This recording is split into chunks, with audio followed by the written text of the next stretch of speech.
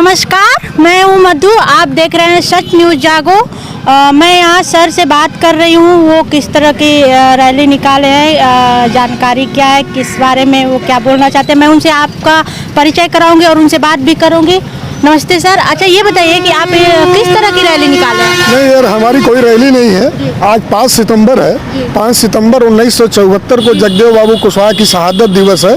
तो पूरे प्रदेश के सभी ज़िलों में हम लोग यह शहादत दिवस मना रहे हैं और उसी के परिप्रेक्ष्य में आज गाजीपुर में जो शहादत दिवस मनाया जा रहा है उसमें हम मुख्य अतिथि हैं। तो ये शहादत दिवस के अनुसार आप लोगों को क्या कहना चाहते हैं, क्या संदेश देंगे? हम लोग जगदेव बाबू कुशवाहा के जो आंदोलन रहे हैं वह जन जन तक बताना चाहते हैं। चूँकि जगदेव बाबू कुशवाहा भारत के पहले ऐसे नागरिक थे कि बाबा साहब भीमराव अंबेडकर के बाद भारत की संविधान की मंशा को अगर किसी ने जाना तो बिहार की धरती पर पैदा हुए लेनिन जगदेव बाबू जी ने जाना था।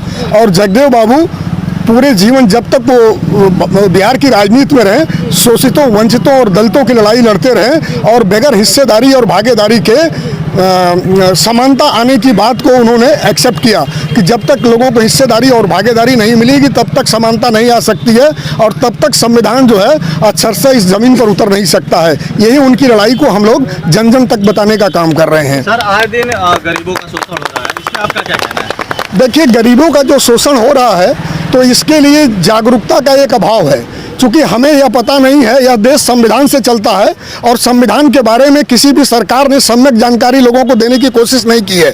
जब तक आपको अपने अधिकारों के बारे में पता नहीं चलेगा कि हम जिस नेता को चुन करके संसद में भेजते हैं वहाँ बैठ करके वह हमारे हित में बात कर रहे हैं कि हमारे अहित में बात कर रहे हैं, और तब तक जनता का शोषण होता रहेगा। जनता को जागरूक करने का बीड़ा जन अधिकार पार्टी ने उठाया है और हमारे राष्ट्रीय अध्यक्ष माननीय बाबू सिंह कुशवाहा के नेतृत्व में आज 9 राजनीतिक दलों ने एक साथ होकर के भागीदारी संकल्प मोर्चा बनाया है और भागीदारी संकल्प मोर्चा।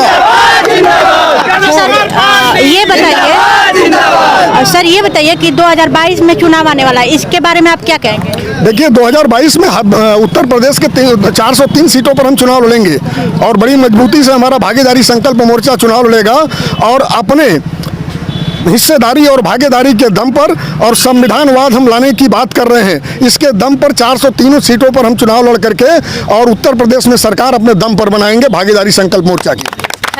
लगता है कि आपकी सरकार बनेगी? भाई, हम तो कोशिश करते हैं और कोई पार्टी बड़ी नहीं होती है, कोई पार्टी छोटी नहीं होती है। जनता जिसके पीछे खड़ी होती है वो पार्टी बड़ी हो जाती है और जनता जिसके पीछे से हट जाती है वो पार्टी छोटी हो जाती है। अच्छा सर, इस पे आपका क्या कहना है? अब हमारा सीधा यही कहना है कि हमारे मुखिया माननीय बाबू सिंह कुशवाहा जी का जो एक सबसे बड़ा और सबसे मान्यवर कांसीराम साहब का एक नारा है, उसी के दम पे हम लोग आगे बढ़ रहे हैं। जिस नारा का कथन है कि जिसकी जितनी संख्या भारी उसकी उतनी हिस्सेदारी। धन्यवाद सर। एक बात और होगा आपसे, 2022 का चुनाव आने वाला है जी, इसमें आपका क्या कहना है? क्या आपको लगता है कि आप लोगों की सरकार बनेगी?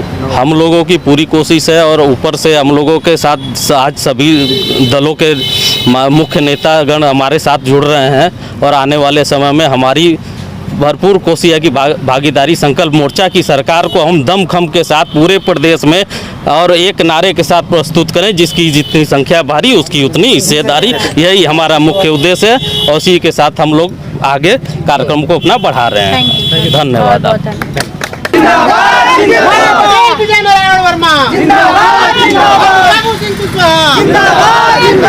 जिसकी जितनी संख्या भारी उसकी उतनी हिस्सेदारी, जितनी संख्या भारी उसकी उतनी हिस्सेदारी।